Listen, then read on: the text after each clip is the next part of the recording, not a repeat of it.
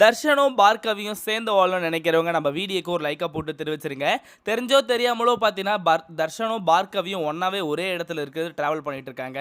So ஒரு வகையில் அவங்க பார்த்துட்டாங்கன்னா கண்டிப்பாக இவங்க நம்மளை வாழ விட மாட்டாங்க போல இருக்குது அப்படின்னு சொல்லிட்டு நம்ம பார்கவியோட அப்பா கேட்பாரு. ஏன்னா அங்கேருந்து தான் காலி பண்ணிட்டு இந்த ஊருக்கு வந்தோம், நீ இங்கேயும் வந்து எங்களை ஏன்ப்பா இப்படி பண்ணுற, உங்கள் அப்பாவுக்கு தெரிஞ்சுன்னா உங்கள் சித்தப்பா மாருக்கு தெரிஞ்சுன்னா எங்களை விட மாட்டாங்களே அப்படின்னு பார்த்தீங்கன்னா பேச போகிறாரு. கண்டிப்பாக வந்து பார்கவி நம்ம தர்ஷனை பார்க்க தான் போகிறாங்க. ஏன்னா ரெண்டு பேருமே பார்த்தீங்கன்னா ஒரு 100 மீட்டர் டிஸ்டன்ஸ்லேயே இருக்காங்க.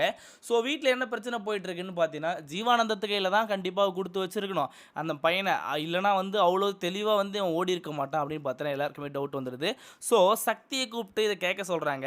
என்னென்ன சொல்கிறீங்க, அப்படியெல்லாம் பண்ணியிருக்க மாட்டாங்கண்ணே. ஏப்பா இவ்வளோ நாளாக உனக்கு தெரிஞ்செல்லாம் நடந்துச்சு, பொம்பளைங்களை பற்றி நீ சாதாரணமாக நினைக்காத, நீயும் கூட தானே இருந்த, ஆனால் உங்ககிட்ட இவ்வளோ நாளாக சொன்னாங்களா எங்கே இருக்காங்கன்னு சொல்லிட்டு. இந்த வீட்டில் இருக்கிற நண்டு சிண்டு வரைக்கும் எல்லாருக்குமே தெரியும்ப்பா, உனக்கு மட்டும் தான் தெரியாது.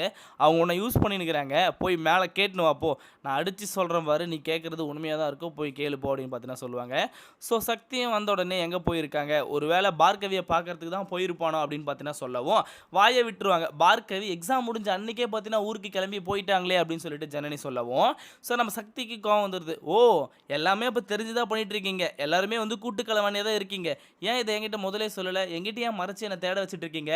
பார்கவி அன்னைக்கே கிளம்பி போயிட்டான்னு சொன்னால் நான் பார்கவியை தேடி போயிருப்பேன், அவனும் பார்கவியை தேடி தான் போயிருப்பான், நான் வந்து ஸ்ட்ரைட்டாக போய் அங்கே பிடிச்சிருப்பேன்ல, ஏன் என்கிட்ட நீங்கள் இவ்வளோ நேரம் சொல்ல எல்லாத்தையும் மறைச்சிட்டீங்கல்ல, எனக்கு சந்தேகமாக இருக்குது, ஜீவானந்தத்தை கூட தான் அனுப்பிச்சி வச்சிங்க, உண்மையை சொல்லுங்க அண்ணி அப்படின்னு பார்த்தீங்கன்னா ஈஸ்வரியை பார்த்து கேட்கவும் ஈஸ்வரி அழுதுகிட்டே சொல்லுவாங்க, சக்தி அதெல்லாம் இல்லைப்பா அப்படின்னு சொல்லிட்டு.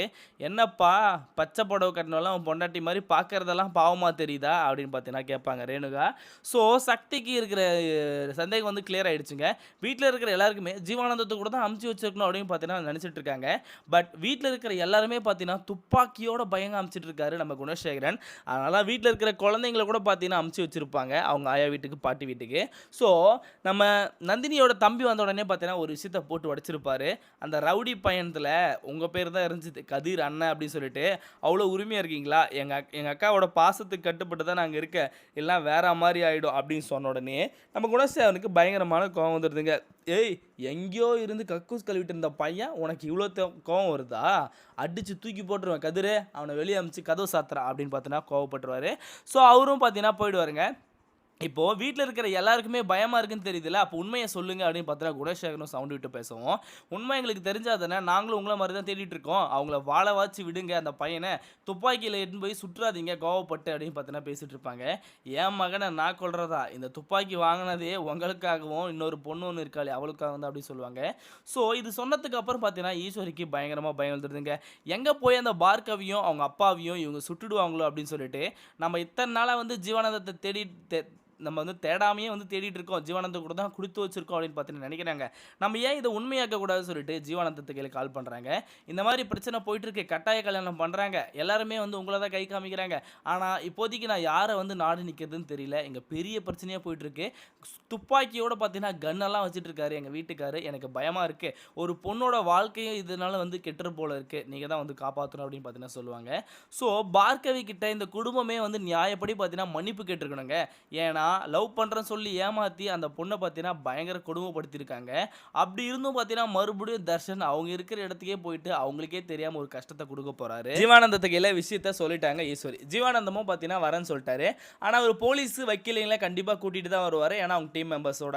ஏன்னா இங்கே வந்து பாயிண்ட்டை பேசணும், ஒரு கல்யாணத்துக்கு 2 பேர் சம்மதம் வேணும்ப்பா, உன் சம்மதம் என்ன உன் சம்மதம் என்னன்னு கேட்டால் நம்ம தர்ஷன் சொல்லிடுவார், எனக்கு இந்த கல்யாணத்தில் விருப்பம் இல்லை, அந்த பொண்ணு மெச்சூரிட்டி கம்மியாக இருக்குது, அது மட்டும் இல்லாமல் எங்கள் அப்பாவும் எங்கள் சித்தப்பாவும் என்னை அடித்து கொடுமைப்படுத்திட்டாங்க, ஸோ இதுக்கப்புறமும் வந்து அந்த நான் பொண்ணை கட்டிக்க மாட்டேன் அப்படின்னு பார்த்தீங்கன்னா எல்லா விஷயத்தையும் போட்டு உடைச்சிருவாங்க.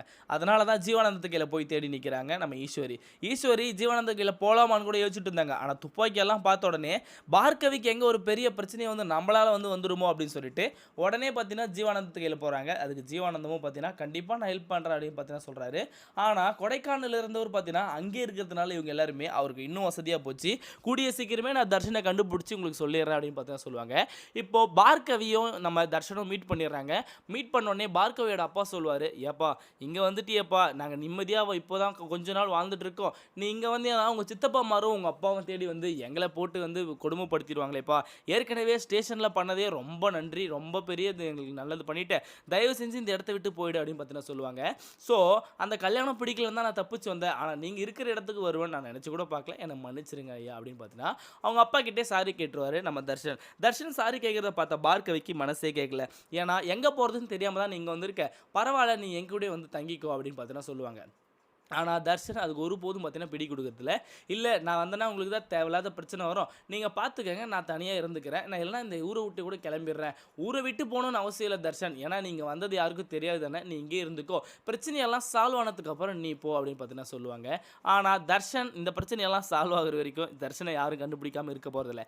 ஏன்னா தகவல் பார்த்தீங்கன்னா நம்ம ஜீவானந்தத்துக்கு கீழே போயிடுச்சு, கண்டிப்பாக ஒரு ட்ரேஸ் அவுட் பண்ணி வந்துடுவார். இன்னொரு நம்பர் கொடுத்துருக்கீங்களே அந்த நம்பரை கொடுங்க அப்படின்னு பார்த்துட்டு ட்ரேஸ் அவுட் பண்ணி வந்துட்டு போகிறாரு. இப்போது அறிவுக்கரசி இந்த வீட்டிலே இருந்தால் கூட தர்ஷன் இங்கே இருந்திருப்பார். அறிவுக்கரசி அறிவாக எப்படியாச்சும் கூட்டிகிட்டு போயிட்டு நம்ம பார்த்துக்கோம் கல்யாணத்து வரையும் அப்படின்னு பார்த்தீங்கன்னா கூட்டிகிட்டு போனாங்க. ஆனால் அறிவுக்கரசிக்கே ஒரு அறிவை சொல்லிட்டு வந்துட்டார் நம்ம தர்ஷன். தர்ஷன் பார்த்தீங்கன்னா இப்போது எஸ்கேப் ஆகிற நிலைமையிலே கிடையாது, ஏன்னா ஜீவானந்தத்துக்கு கண்டிப்பாக மாட்டிப்பார். ஜீவானந்தம் போயிட்டு அவங்கக்கிட்ட உங்கள் இந்த கல்யாணத்தில் உனக்கு விருப்பம் இல்லையாப்பா அப்படின்னு கேட்கவும், இந்த கல்யாணம் எனக்கு கட்டாய கல்யாணம் பண்ணுறாங்க, எனக்கு விருப்பம் இல்லை, அப்போ ஏன்பா நீ முதல்ல கல்யாணம் பண்ணிக்கிறேன்னு சொன்ன அப்படின்னு சொன்ன உடனே நம்ம தர்ஷனுக்கு என்ன சொல்கிறதுனே தெரியல. ஏன்னா தர்ஷன் முன்னாடி இருந்ததுக்கும் இப்போ இருக்கிறதுக்கும் ரொம்பவே மாற்றம் உங்களுக்கே தெரியும். ஏன்னா ஒரு பொண்ணை ஏமாற்றிட்டு இன்னொரு பொண்ணு கழுத்தில் தாலி கட்டலான்னு தர்ஷன் பார்த்தாரு. ஆனால் எங்கேருந்து வந்துச்சு உனக்கு புத்தி, உன் அப்பன் புத்தி அப்படியே வருதா, ஆமாம் அவங்களுக்கு பிறந்தவன் தான் நான், அவங்க புத்தி அப்படியே தான் வருது அப்படின்னு சொன்ன வாயாலேயே இப்போ நான் பண்ணது தப்பு, இந்த கல்யாணமும் எனக்கு விருப்பம் இல்லை, அந்த பொண்ணும் மெச்சூரிட்டி இல்லைன்னு சொல்கிற அளவுக்கு மாற்றிருக்காங்கன்னா அதுக்கு காரணம் ஈஸ்வரி தாங்க. ஏன்னா ஈஸ்வரிக்கு தெரியும் யாரை எப்படி வளர்க்கணும் என்ன பண்ணணும் சொல்லிட்டு. அதனால தான் என் பையன் கல்யாணம் தப்பாக முடிஞ்சிருச்சுன்னா அவன் வாழ்க்கையே கேள்விக்குறி ஆகிடும், அவன் நல்லா படித்து நல்ல ஒரு பேர் வாங்கி ஒரு புது மனுஷனாக இந்த இந்த இந்த வீட்டிலேருந்து போய் ஒரு புது மனுஷனாக வாழட்டும், அதனால் இந்த கல்யாணத்தை நான் ஒருபோதும் பார்த்தீங்கன்னா நடத்த விட மாட்டேன், இந்த கல்யாணம் அவன் இஷ்டப்படி தான் நடக்கணும் அப்படின்னு பார்த்தீங்கன்னா ஒரு முடிவு எடுத்து தான் ஜீவானந்தத்துக்கு சொல்லுவாங்க. இப்போ ஜீவானந்தம் வந்து இவங்க கையில் கேட்கும் போது இதை தான் சொல்லிடுறாரு, நம்ம தர்ஷனுக்கு விருப்பம் இல்லைன்றத. ஸோ இப்போது ஒட்டுமொத்த குடும்பமும் பார்த்தீங்கன்னா அந்த இடத்துக்கு வந்துடுறாங்க. ஏம்மா இந்த கல்யாணம் மட்டும் நடக்கலைன்னா கண்டிப்பாக நான் என்ன பண்ணிக்குன்னே தெரியாது, உங்களையும் ஏதாச்சும் பண்ணிவிட்டு நானும் சுட்டு செத்துருவேன், ஏன்னா மீனாட்சி அம்மனுக்கு முன்னாடி நான் சத்தியம் பண்ணி கொடுத்துருக்கேன், வாக்கு பண்ணி கொடுத்துருக்கேன், தர்ஷனை கண்டிப்பாக அன்புக்கு தான் கல்யாணம் பண்ணுவேன்னு சொல்லிட்டு அறிவுக்கிட்ட சத்தியம் பண்ணி கொடுத்துருக்கேன், கதிர் எப்படியாச்சும் நடத்திடுறேன் இந்த கல்யாணத்தை அப்படின்னு பார்த்தீங்கன்னா சொல்லிட்டு இருப்பாரு. ஆனால் கதிராலும் என்ன பண்ண முடியாது, ஏன்னா சட்டத்திட்டம் எல்லாமே பார்த்தீங்கன்னா ஜீவானந்த பக்கம் இருக்குது, அதாவது தர்ஷன் பக்கமும் ஈஸ்வரி அம்மா பக்கமும் இருக்குது. இப்போ ஈஸ்வரி என்ன சொல்லுவாங்கன்னு பார்த்தீங்கன்னா, நம்ம இங்கேருந்து சமாளிச்சுட்டு அங்கே போனாலையும் அங்கே நம்மளை வைக்க மாட்டாங்க, நம்ம கொஞ்ச நாள் வந்து வேறு எங்கேயாச்சும் போய் தங்குவோம் அப்படின்னு பார்த்தீங்கன்னா ஒரு பிளானை பண்ணுறாங்க தர்ஷனை கூட்டிகிட்டு. ஆனால் தர்ஷன் என்னமோ பார்த்தீங்கன்னா பார்கவி மேலே லவ்வில் தான் இருக்கார். ஆனால் பார்கவிக்கு சுத்தமாக எனக்கு விருப்பம் எந்த வெறுப்பும் இல்லை விருப்பமும் இல்லை அப்படின்னு பார்த்தீங்கன்னா சொல்லிவிடுவாங்க. இதுக்கு காரணம் என்னென்னா தர்ஷன் தாங்க. அவ்வளோ கொடுமைப்படுத்திட்டு அவ்வளோ வந்து ஏமாற்றிட்டு போகணும்னு நினச்சாரு. ஆனால் கொஞ்சம் கூட பார்த்தீங்கன்னா யோசிக்காமல் பார்கவி இவங்களுக்காக ஹெல்ப் பண்ணிட்டு தான் இருக்காங்க. இப்போது நான் மனசறிஞ்சு உங்ககிட்ட வந்து சாரி கேட்குறேன், என்னை மன்னிச்சிருமா, இதுக்கு மேலே இந்த மாதிரி ஒரு பெரிய பிரச்சனையை நாங்கள் உங்களுக்கு கொடுக்க மாட்டோம், ஏன்னா என் பையன் தப்பு பண்ணதுக்கே நான் எங்கள் குடும்பமே உங்கள் காலில் விழுந்து மன்னிப்பு கேட்டுக்கணும், அப்படி இருந்தோம் இப்போவும் பார்த்தீங்கன்னா என் பையன் உங்ககிட்டே வந்துட்டு இருக்கான் தெரியாமல், ஸோ இது எல்லாத்துக்குமே நான் வந்து என்னை மன்னிச்சிரு, தயவு செஞ்சு நான் எவ்வளோ மன்னிப்பு கேட்டாலும் இது ஈடாகாதுன்னு எனக்கு தெரியும், ஆனால் என்னை மன்னிச்சிரு அப்படின்னு பார்த்தீங்கன்னா ஈஸ்வரி அம்மா சொல்லிட்டு இருப்பாங்க. ஸோ இதே மாதிரி இன்ட்ரெஸ்டிங்கான வீடியோ நீங்கள் பார்த்து தெரிஞ்சுக்க நம்ம சேனலை சப்ஸ்கிரைப் பண்ணி பெல் ஐக்கனை கிளிக் பண்ணிக்கோங்க, அப்போ தான் நான் போகிற வீடியோ அடுத்தடுத்து உங்களுக்கு உடனுக்குடன் நோட்டிஃபிகேஷன் வந்து சேரும். அடுத்த வீடியோவில் சந்திக்கலாம், அது வரைக்கும் பாய்.